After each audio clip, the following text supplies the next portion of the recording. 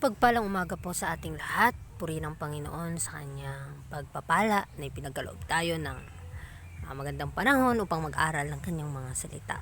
So tayo po ay dadako na sa ating pag-aaral ng salita ng Panginoon sa In Heavenly Places na devotional book na makikita sa it's February 19, entitled One with Christ.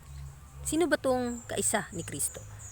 So atin po ito pag-aralan. I am the vine, ye are the branches. He that abideth in me, and I in you him, the same bringeth forth much fruit, for without me ye can do nothing. So sa John 15 verse 5 mga kapatid, si Kristo ang puno. At tayo ang mga sanga. Kapag tayo ay nakadikit sa Kanya at nakakonect sa Kanya, tayo ay mabubuhay at magkakaroon ng bunga ng katwiran ni Kristo. Dahil kung wala si Kristo ay wala tayong magagawa. Christ's connection with His believing people is illustrated by this parable as by no other. So, ang parable ng isang puno na konektado ang mga sanga. Sinisimbolo dito yung mga believer, mga mananampalataya ni Kristo na kung saan at sa lahat ng ating mga gawain ay tayo konektado sa Kanya. All who receive Christ by faith become one with Him. The branches are not tied to the vine. They are not joined to it by any mechanical process of artificial fastening. So, lahat ng tumatanggap kay Kristo sa pamamagitan ng pananampalataya ay magiging kagaya at kaisa niya sa lahat ng gawain. Dahil ang sanga ay nakakonek sa puno. Kung saan, kapag pinutol ito, ay mamamatay ang sanga. Tayo din, kapag tayo ay pinutol mula sa puno ng buhay na si Kristo, ay mamamatay din tayo. They are united to the vine so as to become part of it. They are nourished by the roots of the vine, so those who receive Christ by faith become one with Him in principle and action. So mapapansin natin dito na kapag tayo konektado ni Kristo, sa pamamagitan ng pananampalataya, tinanggap natin siya, lahat ng ating mga ginagawa, ang ating mga prinsipyo ay nakaugnay sa kay Kristo. Dahil tayo ay nakiisa sa Kanya, na tayo ay parte ng Kanyang katawan, na ano yung mga vitamina at nourishment sa Kanya nanggagaling ay makakatanggap din tayo. So tayong mga nakakatanggap, ibigay din natin sa iba upang sila ay maging konektado din sa ating Panginoong Jesus. They are united to Him, and the life they live is the life of the Son of God. They derive their life from Him who is life. So si Kristo ay buhay. Ang sinumang lalakad sa Kanya ay magkakaroon ng buhay. At kapag tayo ay kaisa niya, lahat ng ating mga gagawin at gagawin pa ay nakaugnay at nakakonektado sa Kanyang kalooban. So napakaganda po na kapag tayo ay konektado sa buhay, magkakaroon din tayo ng buhay. Kaya magpatuloy po tayo sa laban, huwag po tayong mapanghinaan dahil si Kristo ang ating kasama. Baptism may be repeated over and over again, but of itself it has no power to change the human heart. Mga kapatid, kahit ilang beses pa tayong bautismuhan sa tubig, pagka hindi tayo nabago, hindi tayo nabaptize sa Espiritu, wala ding kabuluhan. Dahil sa ating sarili mga kapatid, wala tayong kapangyarihan para mabago ang puso ng tao. Bagkus ang banal na Espiritu lamang ni Kristo ang makakapagpabago sa puso, ang siyang kikilos kung kailan tutubo ang katotohanan sa ating mga puso. The heart must be united with Christ's heart. The will must be submerged in His will. The mind must become one with His mind. The thoughts must be brought into captivity to Him.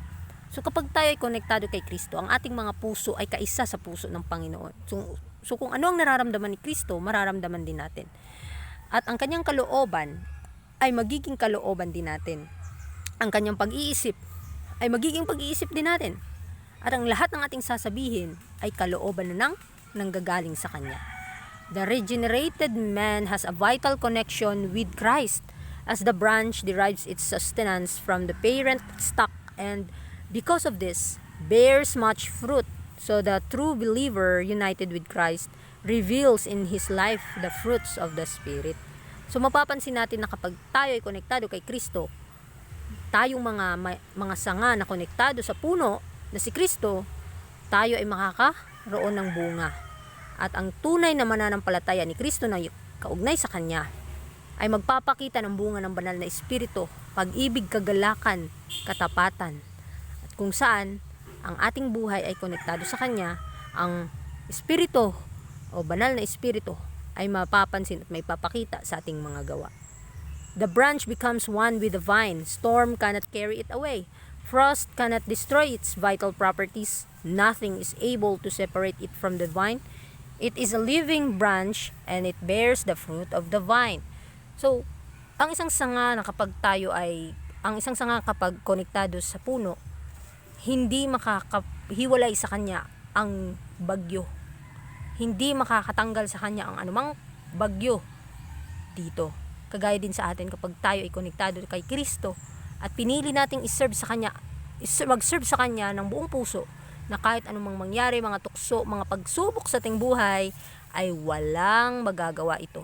Dahil tayo at pinili natin si Kristo, tayo ay magwawagi sa mga huling araw. At wala nang iba o walang sinuman ang makakapaghiwalay sa atin sa ating Panginoon, maliban kung tayo ay pipili ng ibang landas. Dahil ang buhay na sanga ay magkakaroon ng bunga sa pamamagitan ng puno na si Kristo. So with a believer, by good words and good actions, he reveals the character of Christ. Napakaganda po, nasa process po tayo. Ang karakter ng ating Panginoon ay dapat ma-adapt ng bawat sumusunod sa Kanya. Na bilang mananampalataya sa ating Panginoon, ang bawat mabubuting salita at mga mabubuting gawa ay maipapakita natin sa ating buhay. Dahil tayo ay lumalakad sa katotohanan, kinakailangan natin itong panghawakan. Dahil marireveal sa ating buhay ang kanyang pagkatao. Kahit nasa proseso tayo, masakit man ito, tanggapin mga kapatid, dahil sa ating buhay, tinatanggal po ang mga depekto, nililinis niya po tayo. At doon na po sa pamamagitan nun, ang Panginoon ang hahawak sa atin. Christ has provided means whereby our whole life may be an unbroken communion with Himself, but the sense of Christ's abiding presence can come only through living faith. So sa pamamagitan lamang ng buhay na pananampalataya, tayo ay makakalapit sa Panginoon, na tayo ay makasalanan. Angkinin natin ito at ang kanyang binuwis na buhay, ating tatanggapin ang kaligtasan na kahit kailan ito ay pinagkaloob sa atin, at nag-provide na si Kristo sa lahat ng ating pangangailangan sa buong buhay natin upang maging konektado tayo sa kanyang sarili. Let all contemplate the completeness it is their privilege to have and ask themselves the question, is my will submerged in Christ's will? Ito yung tanong sa ating buhay. Kapag tayo i-contemplate natin, masdan natin, saliksikin natin ang ating sarili. Ang akin bang kalooban ay under ba sa kalooban ni Kristo? So lahat ba ng aking mga ginagawa ay nakakalugod ba sa kanyang harapan? Ito po yung the basic na tanungin natin sa ating sarili. Dahil alamin natin kung tayo ba ay kompleto sa Kanya. Binibigyan niya tayo ng pribilehiyo upang pag-aralan ang Kanyang buhay, upang masubmerge ang ating kalooban sa kalooban ni Kristo. Is the fullness and richness of the living vine, His goodness, His mercy, His compassion and love seen in my life and character? So, tayo ay binibiyayaan ng pagpapala na more than pananampalataya mga kapatid.